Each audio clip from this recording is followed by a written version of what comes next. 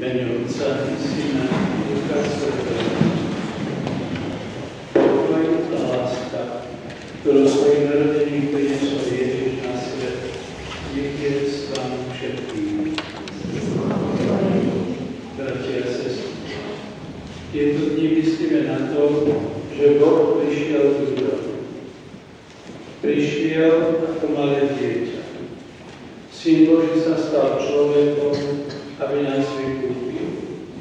Leží ako malé dieťa v jasliach. Osobitne sa takto priblížuje deťom. Boh chce mať blízko všetkých detí. Preto neskôr Pán Ježiš povedal: nechajte deti prichádzať ku mne, lebo takým patrí Božie kráľovstvo.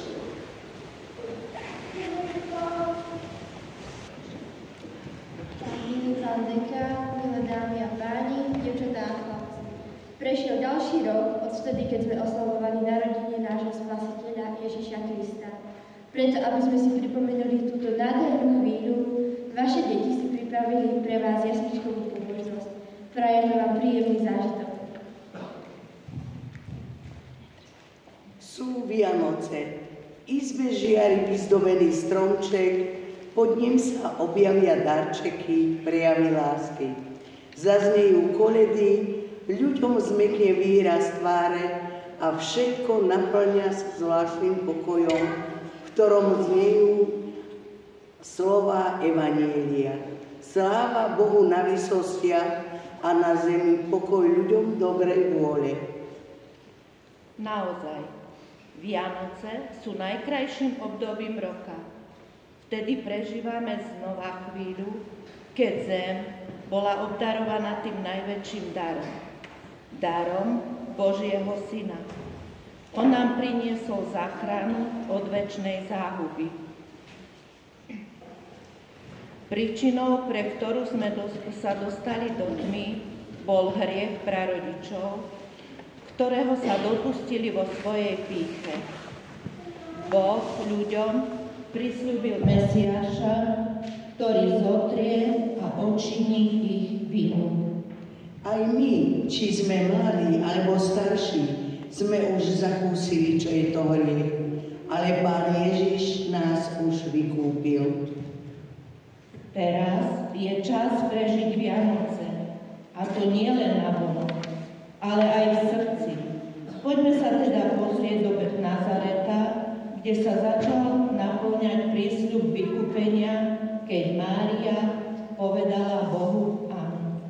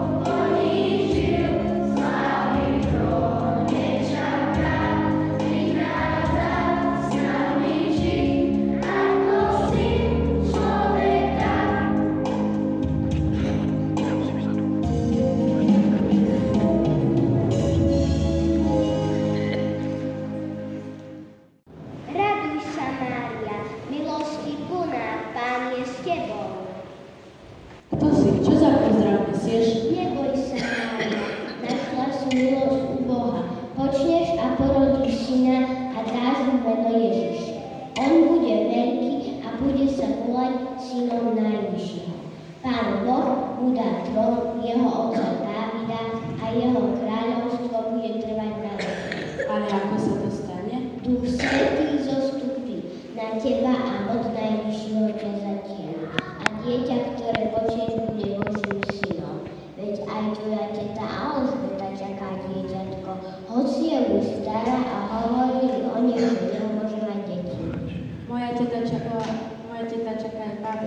Hneď sa za ňou vyberie. Alžbeta. Požehnaná si medzi ženami a požehnané je dieťa, ktoré nosíš pod srdcom. Lebo len čo som začala tvoj pozdrav, zajústou sa nakrylo dieťa v mojom lone. Blahoslavená si Mária, lebo si uverila všetko, čo ti Pán povedal. Dozvedela som sa, že ťa Pán požehnal a že čakáš dieťa.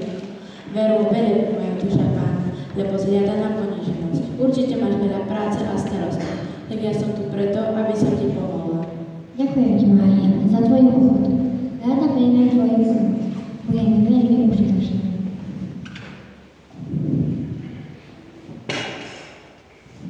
Mária zostala u Alžbety asi 3 mesiace.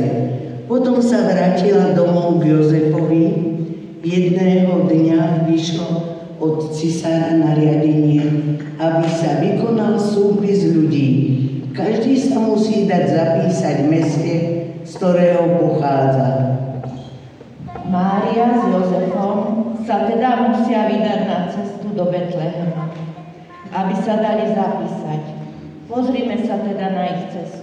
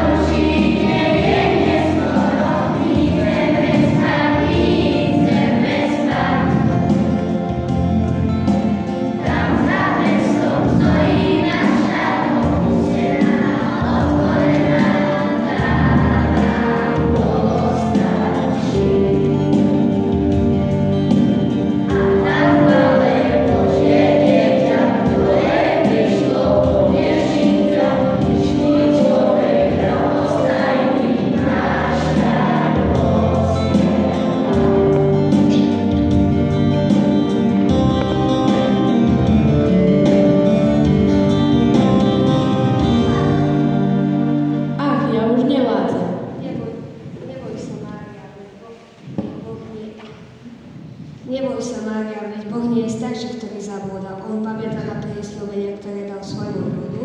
Keď teda chcel, aby sme sa vydali na túto cestu, určite nám dá silu, aby sme dobre došli.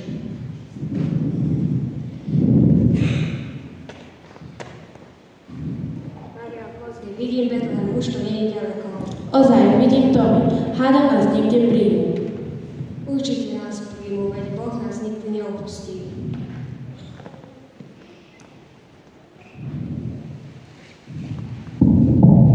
Šalom, pokoj vám, dobrí ľudia. Môžeme u vás prenocovať, lebo moja manželka Mária prichádza čaká dieťa. Aha, Galilejčania, a máte dosť peniazy na zaplatenie nocľahu? Nemáme, ale keď je Boh u vás, príjmite nás. Páčovi, choďte si hľadať inú príbytok a teraz odídete od nás. Poď, Mária, pôjdeme hľadať inde. Šalom, pokoj vám, dobrí ľudia. Môžeme u vás prenocovať, lebo Márie, mojej manželke prichádza čas pôrodu a nemáme kde hlavu skloniť. My už máme obsadené, už tu nie je miesta pre vás, skúste sa opýtať inde. Viem o jednom mieste, kde sa môžete zložiť. Na okraji mesta je jaskyňa a v nej má štálka, kde pastieri prechovávajú svoje staracie zdáž, ale teraz je prázdne, tam chodte, je tam pre staré ozdech a úloh.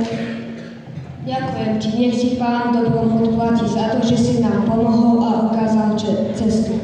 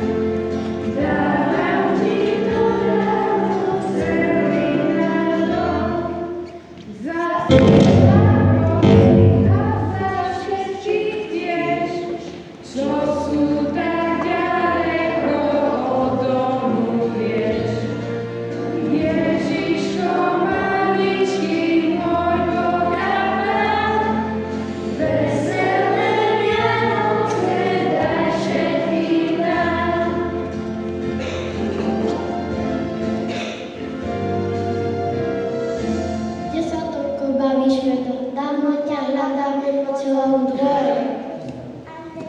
Vy ste teda mali o mňa starosť? Poviem vám, čo som dnes videl, keď som pásol ovečky. To ti boli veci. Rozprávaj, Fedore, čo to bolo? Čo si to dnes ty videl? Povedz, čo zvláštne. Nuž, keď som napolul stádo na salaši, vyšiel som s ním hore po zelenej paši. Slniečko pálilo a ja upotený sadnem si do chládku pod stromom na zemi. Tu čujem v doline veľmi silné hlasy. Až som sa zľakol. Vybehnem na skaly, pozriem na všetky strany a tu vidím samé karavány. Keby si len videl, koľko ich tam bolo, hádam i 1000. A vieš, bratku, prečo prišli cudzinci do nášho mesta? Hádam, neprišli, aby nám polámali brány. Ja ti neviem, bol som nebol medzi nimi. Neboj sa však, Stacho, ich cieľ bude určite iný. Žiadnu zbraň nemajú, cestujú v tichosti, hádam to budú ich vzácni hostia. Nuž, čo je, bratkovia? O čom rozprávate? Čo to za zvláštnu večku máte? A ty azda nevieš, čo sa v meste robí? Že tam z ich krajov prišli veľké rody? Viem, bratkovia, rozkaz vyšiel od cisára, aby sa všetok ľud zapisil. Nuž, drahý Kubo môj, už som bez starosti, ja som bol ve veľkej úzkosti. Nazdával som sa, že ten neznámy ľud prišiel ako nepriateľ. O môj milý stav, mocný poviem nad nami, keď sa aj celý svet obloní na nás, čo zmôže, keď je Boh za nás. Ej, Kubo, neváhal by som ťa počúvať do rána, ale je čas, aby sme už spali a probujte sa dať na odpočinok. Tak je už čas, ale najprv dáme vďaky Pánovi za jeho dobrotu a dary a ochranu.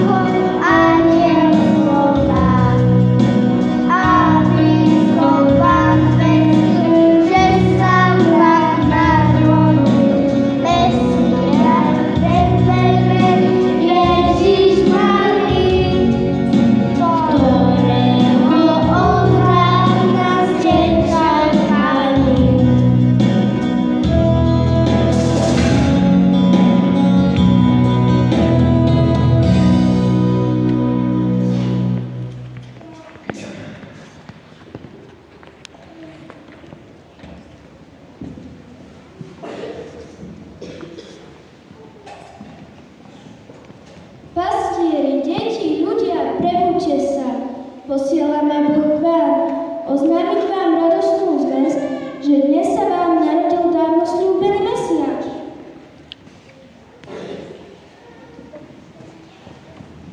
Bratia, čujte to spevy anielské. Pravdu máš, bratu, pravdu máš pravdu.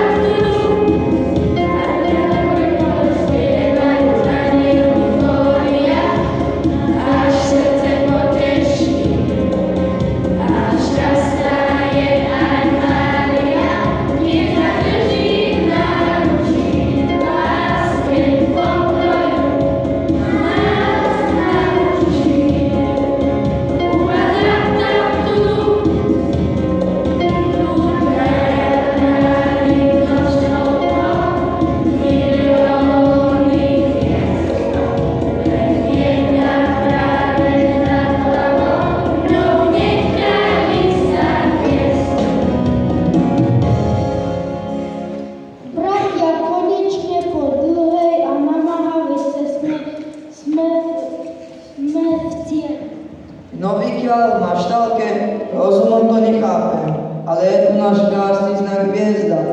Nepomýlili sme sa.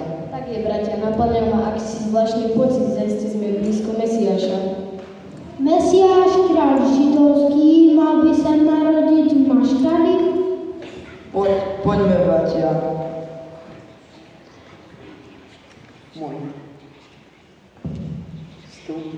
Vstúpme do Maštale. Kráčajme čo najdôstojnejšie, veď nie je k Mesiášovi celého sveta.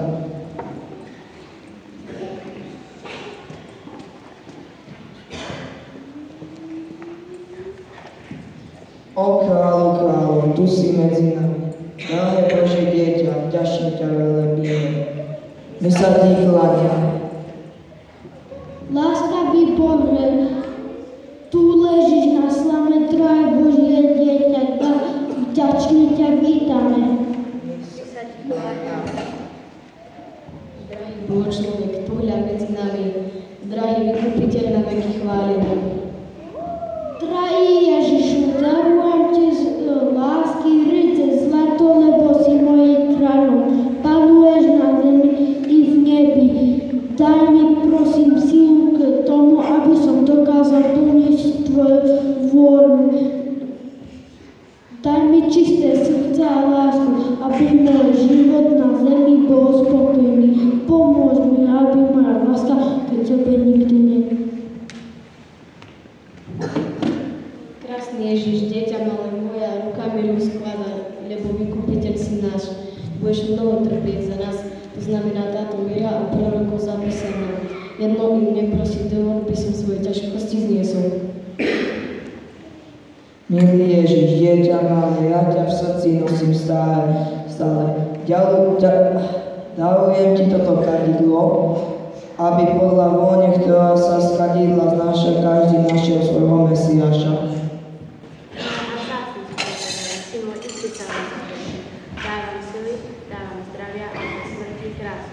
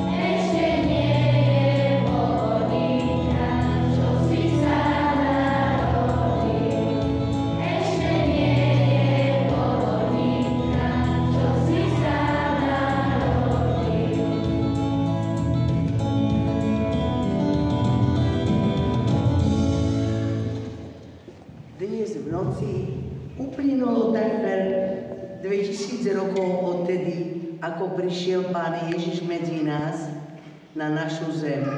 On, Boh, stal sa človekom, ako som ja alebo ty. Mal také isté ruky, oči aj srdce, ktoré sa vie tešiť a radovať, ale ktoré aj bolí, keď je zranené. Tým, že sa stal človekom a žil medzi nami, získal aj môj život i všetko, s čím sa denne stretávam, nesmiernu hodnotu. Preto všetko, čo niekomu urobím dobré, robím vlastne Ježišovi. Hovoríme, že Ježiš sa rodí na Vianoce. V skutočnosti sa narodil iba raz v Betleheme, ale potrebuje sa ešte narodiť v mojom srdci. Keď ho dokážem objaviť v sebe, v každom človekovi, aj v tom, kto mi je nepríjemný a nesympatický, vtedy začínajú pre mňa Vianoce a on sa rodí vo mne. Preto sa môže stať, že niekto v živote zažije aj 20 alebo 50 krát Vianoce, ale Ježiš sa v ňom vôbec nenarodí. Presne tak, ako to bolo v tú noc v Betleheme. Kto neotvoril Jozefovi a Márie dvere svojho príbytku, pre toho sa do jeho domu Boh nenasťahoval.